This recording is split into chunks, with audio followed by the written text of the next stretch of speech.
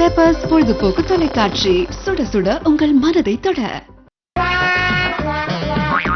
அன்பிற்கும் பண்பிற்கும் உரிய நம்மளுடைய பட்டிமன்ற ரசிகர்களுக்கும் நம்மளுடைய நேயர்களுக்கும் double.com நிகழ்ச்சியின் சார்பாக இனிய பணிவான வணக்கங்களை சமர்ப்பணம் செய்து நிகழ்ச்சிக்கு போலாம்.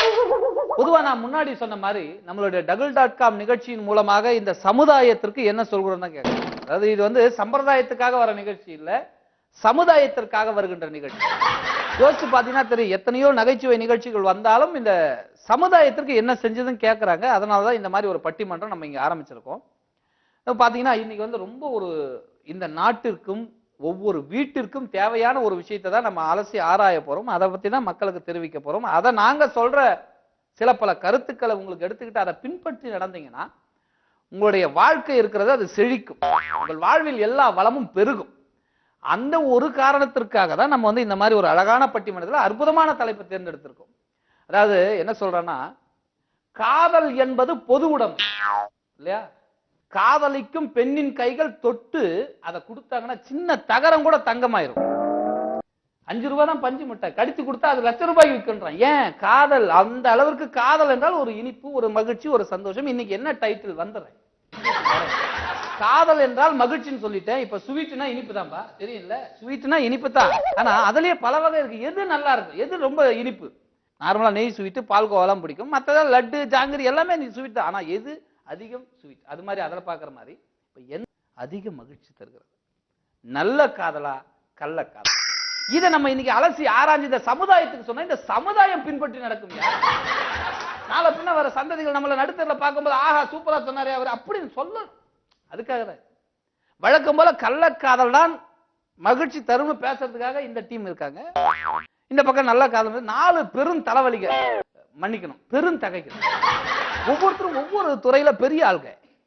இப்போ கள்ளக்காதல் பேசுறதுக்காக அணியை தலைமை தாங்கி இருக்கிற யாரும் பாத்தீங்கன்னா நம்மளுடைய கோதண்டம் அவர்கள். சின்னத்திரை உலகநாயகன் கமலஹாசன் போல சின்னத்திரையில ஒரு கமலஹாசன். இவர் பாரத ரத்னா விருதுக்கு தேர்ந்தெடுக்கப்படுவார்னு இவங்க வீட்டுல இவங்க ஒய்ஃபு சொல்லியிருக்காங்க, வேற யாரும் சொல்ல. நிறைய நடிச்சுக்கிட்டு இருக்காரு, நம்ம கிட்டே நடிக்கிறாரு, நிறைய பட்டிமன்றங்கள் போய் பேசிக்கிட்டு இருக்காரு. கோதண்டன் வணக்கம் சொல்லியிருக்காரு. அதனை அடுத்து அவருக்கு சப்போர்ட் பண்றதுக்கு இன்றைய இளைய தலைமுறையாக நமக்கு வந்து இருக்கிற யாருன்னு பாத்தீங்கன்னா ஆனந்த். இவரோட பேர் ஆனந்த். ஆனந்தமா வந்திருக்காரு. ஆனா அதை கள்ளக்காதல தான் சந்தோஷம் இருக்கு அப்படின்னு பேச வந்திருக்காரு. இவரும் பாத்தீங்கன்னா மிமிக்ரி பண்ணுவாரு, நடிகர். படத்துக்காக முயற்சி பண்ணி 3 படம் பண்ணியிருக்கேன்னு சொன்னாரு. வருமானம் அவர் எங்கிட்டே கேட்டாரு. முதல் பட்டிமன்ற பேச்சாளர். பலமா வணக்கம் சொல்லிருப்பா ஆனந்த். இந்த பக்கம் பாத்தீங்கன்னா யாருன்னு பாத்தீங்கன்னா, அதாவது காலையில வரும்போது இவங்களான எங்களுக்கே தெரியாத ஒரு சந்தேகம். அதுக்கப்புறம் அந்த பேன் கேக் டப்பா ஒரு 1/2 டப்பாவை காலி பண்ணி அழகாக அந்த அழகை மெருகேற்றி வந்து அசின். இவங்க வந்து நிறைய பேச்சாளர், நம்ம லுலுசபா நடிகை, நிறைய படங்கள் நடிச்சிருக்காங்க, நிறைய நகைச்சுவை தொடர்கள் நடிச்சிருக்காங்க, ரொம்ப அழகா இருப்பாங்க. அதுக்காக தான் வர வச்சிருக்கோம் அப்படின்னு நினைச்சிடாதீங்க, பேசுறதுக்காக கூப்பிட்டுருக்கோம். நல்ல காதல் அப்படிங்கிறது. அவங்க வந்து பாத்தீங்கன்னா ராபர்ட், அவர் வந்து ஆணி அடிச்ச மாதிரி சொக்கா தூக்கி அப்படி மேல மாட்டின மாதிரி உட்காந்துருக்காரு. அவர் வந்து ராபர்ட். அவரும் லுலுசபா நடிகர், பல படங்கள் நடிச்சிருக்காரு. இவர் வந்து முக்கியமா பேச்சாளர் மட்டும்தான், ரொம்ப டீசென்ட் ஃபெலோ. பாக்குறதுக்கு தெரியாது, எப்படின்னு தெரியல, நான் அப்படி நினைச்சா கூப்பிட்டுருக்கேன். ஒரு ராபர்ட் வணக்கம் சொல்றது. ரொம்ப அழகா பேச போறாங்க. இன்னைக்கு பேசுறத வச்சு நம்ம வந்து ஒரு தீர்ப்பை சொல்லலாம். அதாவது எது அதிக மகிழ்ச்சி தருகிறது, கள்ளக்காதலா நல்ல காதலா? கள்ளக்காதலுக்கு அணியை தலைமை தாங்கி வந்திருக்க கோதண்டம் அவர்களே வாங்க. மதிப்பிற்கும் மரியாதைக்கும் உரிய நடுவர் அவர்களே, இன்றைய தலைப்பை ஒரு தடவை நீங்களே சொல்லுங்களேன். கள்ளக்காதலா நல்ல காதலா அப்படின்னா என்ன, முதல்ல அது சொல்லுங்க. ஏப்பா நீ அது தெரியாம பேச வந்துட்டியா? நீ எதுக்கு பேச வந்தே அதை பேசு. நடுவர்களே, நான் விவரமா தான் வந்திருக்கேன். அந்த தலைப்புக்கு சரியான காரணம் உங்களுக்கு தெரியுதா? ஏன்னா நடுவரை உட்கார வச்சுட்டாங்க, நாங்க தலையெழுத்தேன்னு பேசிட்டு இருக்கோம். எங்களுக்கு எவ்வளவு நடுவர் இருக்காங்க. இப்பெல்லாம் அசிங்கப்படுத்தாதையா? இல்ல, அசிங்கப்படுறதுக்காகவே இந்த சேனல்ல ஒரு நடுவரை உட்கார வைக்கிறாங்க. அது நீங்க தான். நானும் எத்தனையோ பட்டிமன்றம் பேசியிருக்கேன். அழகான ஒரு பேச்சு, அற்புதமான பேச்சு நம்மளுடைய சின்னத்திரை கோதண்டம் அவர்கள். அழகா கேட்டீங்க ராஜா. நான் சொல்றேன் பதில் சொல்றேன்பா. சொல்லுங்க. நல்ல காதலுக்கும் கள்ள காதலுக்கும் என்ன அர்த்தம்னு கேட்கிறேன். ஆமா, அதாவது நல்ல காதல்னா சுருக்கமா சொல்லணும்னா, உனக்கு புரியுற மாதிரி சொல்லணும்னா, உன் காதல வந்து விழுற மாதிரி சொல்லணும்னா, இதுவே ரொம்ப தெளிவா சொல்லிருக்கீங்க, சுருக்கமாவே சொல்லுங்க. அதாவது லைசன்ஸ் எடுத்துட்டு வண்டி ஓட்டுறது வந்து நல்ல காதல். லைசன்ஸே இல்லாம வண்டி ஓட்டுறான் பத்தியா, அதுக்கு பேர் தான் கள்ளக்காதல். எக்ஸாம்பிள் தான் பார்க்கணும், புரிஞ்சு. உண்மையிலே சொல்றேன். எதுக்காக இது கேட்டேன்னா, சரி ஏதோ நீங்களும் பேசட்டுமேன்னு கேட்டேன். அதுக்கு நான் இப்ப பேச போறதுக்கு சம்பந்தம் கிடையாது, அதை விட்டுருங்க. அதாவது ஒரு கள்ளக்காதல்ன்றது இந்த சமுதாயத்தின் அடிப்படை தேவைகளை, வேலை வாய்ப்புகளை, இன்று தேவைப்படுகின்ற சமுதாயத்துக்கு தேவைப்பட அத்தனை விஷயம் கொடுக்கக்கூடியது கள்ளக்காதல் தான். வேலை வாய்ப்பு கூட கள்ளக்காதல் கொடுக்குதா? நிச்சயமா கொடுக்குது நடுவர் அவர்களே. ஒரு நியூஸ் பேப்பர்ல வருது, ராமசாமி பொண்டாட்டி குப்புசாமியோட ஓடி போயிட்டா. பேப்பர்ல நியூஸ் படிச்ச காலைல கூட படிச்சேன். அதான் அவங்களுடைய எடிஷன் 50 லட்சம் பேப்பரும் வித்து போயிடும். இதே ஒரு கல்யாண நோட்டீஸ் போடுறாங்க. சண்முகத்துக்கும் ஒரு பொண்ணு, ஏதோ ஒரு பொண்ணு பேர், உங்களுக்கு பிடிச்ச உங்க லவர் பேர் சொல்லுங்களேன். இருக்கட்டும் நடுவர்களே, அது மாதிரி ஒரு பொண்ணு பேர் போட்டு வீடு வீடா போய் நோட்டீஸ் கொடுப்பான். ஒரு 5000 நோட்டீஸ் போட்டு கொடுத்தா ஒரு 10,000 பேர் குடும்பத்தோட வருவான், சாப்பிட்றதுக்கு தான் வருவான். அதுவும் அப்போ 5000 நோட்டீஸ் போட்டா கூட 10,000 பேர் தான் வருவான் உண்மையான காதல் திருமணம் பண்ணான். இதே நாங்க எங்கேயுமே நோட்டீஸ் அடிக்கல, அவங்களா பத்திரிகையில போட்டுப்பானுங்க கள்ளக்காதலுக்கு. உடனே பேப்பர் எல்லாமே வித்து போயிடும். ஸோ அங்க ஒரு சமுதாய நோக்கம் இல்லையா அவங்க கிட்ட. அவங்க காதலை யாரெல்லாம் கொண்டாடுறாங்க? குடும்பம் குடும்பமா டீ கடையா உட்காந்து, ஆஹா ராமசாமி பொண்டாட்டிய இவன் ஓட்டின்னு போயிட்டான். இதுல வந்து மகிழ்ச்சி இருக்கு. ஆனா அவன் வேற யாரோ மகிழ்ச்சி, இது கள்ளக்காதலால் அவங்களுக்கு மகிழ்ச்சி இருக்கு. அவங்களுக்கு மட்டும் இல்ல நடுவர் அவர்களே, இந்த சமுதாயத்துல எல்லாருக்குமே மகிழ்ச்சி இருக்குன்னு சொல்ல வரேன். அதாவது கள்ளக்காதலால் சமுதாயமே மகிழ்ச்சி அடையுது. மகிழ்ச்சி மட்டும் இல்லாம பத்திரிகை விக்குதா? ஆமா, இது ஒரு வேலை வாய்ப்பு. ஆமா, நீங்க சொல்ற மாதிரி. ஆமா, செல்போன் இன்னைக்கு 1 மணி நேரம் 2 மணி நேரம் பேசுறாங்க. யாரு லவ்வர் அவ்வளவு நேரம் பேச முடியாது, ஏன்னா அம்மா டிஸ்டர்பன்ஸ் அப்பா டிஸ்டர்பன்ஸ் இருக்கும். இந்த கள்ளக்காதலர்கள் மட்டும் ரொம்ப நேரமா பேசுவாங்க.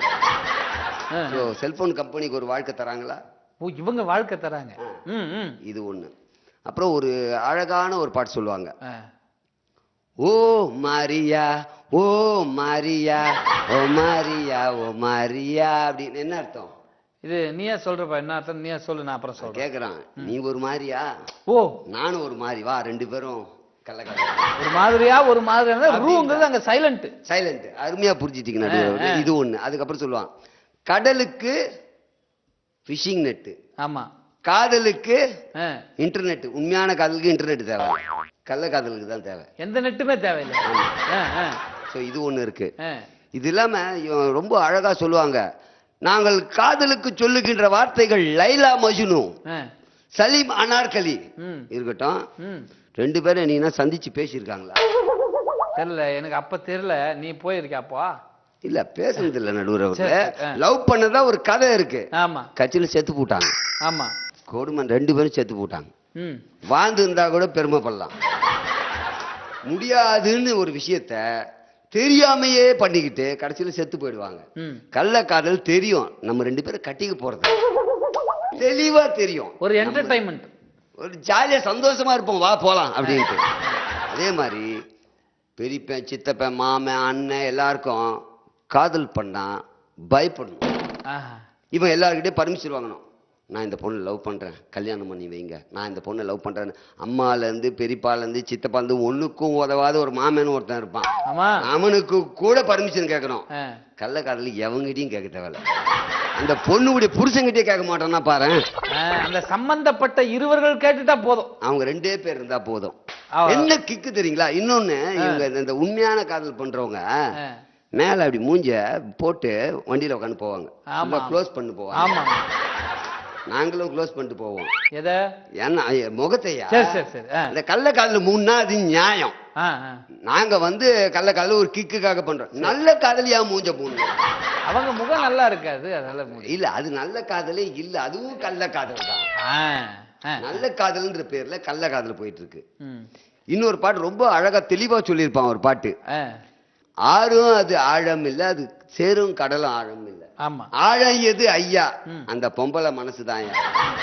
ஏன் சொன்னான் சொல்லு. அது அவங்க மனசு அந்த அளவுக்கு ஆழம். அதாவது உன்னை பாக்குற மாதிரி இருக்கும், உன்னை பார்க்கல, இந்த லவ் பண்ற மாதிரி இருக்கும். இதுக்குதான் ஒரு விளக்கமா சொல்லணும்னா, முதல்ல காதலனா தெரிஞ்சு கடைசியில அண்ணான்னு முடிப்பாங்க. எங்களுதுல முதல்ல எடுத்த உடனே அண்ணான்னு ஆரம்பிப்பாங்க. இந்த கள்ளக்காதல, அண்ணா நல்லா இருக்கீங்களா, சூப்பர், லாஸ்ட் அவன் தான் காதலன். கள்ள காதல் முடிப்பான். இவங்க எடுத்த உடனே ஹை டார்லிங், நல்ல காதல், நல்ல காதல் எடுத்து நல்லா இருக்கீங்களா டார்லிங். கடைசியில அண்ணா எனக்கு கல்யாணம் முடிவாகி போச்சு. நோட்டீஸ் இவன் வாங்கி கொடுத்த துட்டுல அவ உடம்ப வளர்த்துட்டு எங்கேயோ போய் கல்யாணம் பண்ணிட்டான். ஆனா அதுக்கப்புறம் தான் எங்களது கண்டினியூ ஆகும் நடுவர் அவர்களே. அதுதான் கள்ளக்காதல். வேற எங்க வேணா கல்யாணம் பண்ணா அப்புறம் கண்டினியூ வந்து அப்புறம் வந்து கண்டினியூ ஆகும் பாரு, அதுதான் அவளுக்கு லைஃப்னு தெரியும். முன்னாடி காதலா தெரிஞ்சது பின்னாடி கள்ள காதலா மாறும். இது ஒரு பக்கம் இருக்கு. காதல் என்பது எதுவரை கல்யாண காலம் வரும் வரை, கல்யாணம் வரைக்கும் தான் காதல். அவ்வளவுதான், முடிஞ்சு போச்சு. அதுக்கப்புறம் முடிஞ்சு போச்சு, அவன் போக வேண்டியதான். ஆனா யாராவது கள்ளக்காதல் என்பது இதுவரை முடிஞ்ச அப்புறம் அதுவரையெல்லாம் கிடையாது. என்னைக்கு வேணாலும் பண்ணலாம். வயசு இருக்கு நடுவர்களே, சாதாரணமா எடுத்துங்க. காதலுக்கு வயசு இருக்கு. அழக பார்ப்பாங்க, பணவத்தை பார்ப்பாங்க. இந்த வயசுக்குள்ளதான் காதல் பண்ண முடியும். கள்ளக்காதல் எப்ப வேணாலும் பண்ணலாம். நீ 60 வயசுல கூட பண்ணலாம், அடுத்த வீட்டுங்களையும் பண்ணலாம், எதிர் வீட்டுல வரவங்க பண்ணலாம், உன்னை பார்க்க வரவங்கள பண்ணலாம், ஆபீஸ் உள்ள பண்ணலாம், அடுத்த சேர்ல உட்காரவங்கள பண்ணலாம். நான் அவங்கள சொல்ல நடுவர்களே தப்பான இல்ல, அவங்க அடுத்த சேர்ல உட்காரல, எதிர் சேர்ல தான் உட்கார்ந்துருக்காங்க. அது நீங்க தப்பா நினைச்சிடாதீங்க. அதே மாதிரி இளைஞர்கள் மட்டும்தான் காதல் பண்ணணும்னு ஒரு வரமுறை இருக்கு காதலை பொறுத்த வரைக்கும். கள்ளக்காதல் கிக்கா இருக்கிறதுனால தான் எந்த வயசுல வேணாலும் காதல் பண்ணலாம். அதிக மகிழ்ச்சி தருவது இல்ல மகிழ்ச்சின்னு சொல்லக்கூடாது, கிக்கு தர்றது நடுவர். கிக்கு மகிழ்ச்சி எல்லாம் ஒண்ணு தாயா. கிக்குன்றதுக்கும் மகிழ்ச்சின்றதுக்கும் நீங்க சொன்ன விளக்கம் வேணா அப்படி இருக்கலாம். ஆனா ரெண்டு நேரம் அதிகமானதால் சட்டென்று வரமாறு கேட்டுக்கொள்ள. ஒரே ஒரு நிமிஷம் நடுவர்களே, இன்னும் ஒரே ஒரு சின்ன கருத்தை மட்டும் சொல்லிடுறேன். இன்னைக்கு இருக்கக்கூடிய மிகப்பெரிய கிக்கு அப்படின்னு எடுத்தீங்கன்னா போதை, தண்ணி, இன்னொன்னு கள்ளக்காதல். ரெண்டு தவிர வேற எதுலயுமே கிடையாது. நல்ல காதல்ல கண்டிப்பா இருக்க வாய்ப்பே இல்லை. நல்ல காதல் போகும், பாதியில புட்டுக்கும். எங்களது போவோம், போலன்னா இன்னொன்னு பிக்கப் பண்ணுவோம். புட்டுக்குற வரைக்கும் போவீங்க. நம்மளே இந்த உலகத்தை விட்டு போற வரைக்கும் அது வரைக்கும் ஓடும். அது நல்ல காதல் ஒருவனை மட்டுமே காதலித்தால் நல்ல காதல். 1000 பேரை நாங்கள் காதலித்தால் அது கள்ள காதல். எங்களுக்கு காதலிகள் அதிகம், இடங்கள் அதிகம், சுற்றுவது அதிகம், ஆனால் பேசுவதும் அதிகம். ஆமா, பேசுவதும் அதிகம். டைம் பார் ஆகி ஒரே நிமிஷம் நடுவுல இறுதி கருத்து என்னன்னு சொல்ல வந்தேன். காதலர் தினம்னு ஒண்ணு வச்சா அந்த ஒரு நாள் மட்டும் தான் இவங்க கொண்டாட முடியும். எங்களுக்கு 364 நாளுமே காதலர் தினம் தான். கள்ளக்காதலுக்கு என்னைக்குமே ஒரே ஒரு நாள் பிப்ரவரி 14 மட்டும்தான் அவங்க கொண்டாட முடியும். நாங்க என்னைக்கு வேணாலும் கொண்டாடுவோம். பீச்சில் என்னைக்கு வேணாலும் உட்காருவோம், பார்க்கில் உட்காருவோம், சினிமால உட்காருவோம். அவன் புரிஞ்ச உட்காரும் போது பக்கத்திலே உட்காருவோம். கேட்டா தெரியாத மாதிரியே பார்ப்போம். இப்படி வந்து உட்காருப்பாட்டு, இப்படி வந்து உட்காரு. அது மாதிரி ரொம்ப அருமையான ஒரு வாய்ப்பை கொடுத்த பெப்பர் டிவிக்கும் தலையெழுத்தே என்று அமர வைத்திருக்கும் தலைவர் அவர்களுக்கும் தப்பா நினைச்சுக்க. தலையெழுத்தேன்னா இந்த இதுக்கு நடுவர் நீங்க தான், அது உங்க தலையெழுத்து, நாங்களும் பேசணும். ஒரு நல்ல வாய்ப்பை கொடுத்த உங்க அனைவருக்கும் மனமார்ந்த நன்றியை தெரிவித்துக் கொண்டு அடுத்தது யாரை கூப்பிடுறீங்களோ கூப்பிடுங்க, நான் போய் உட்கார்றேன்.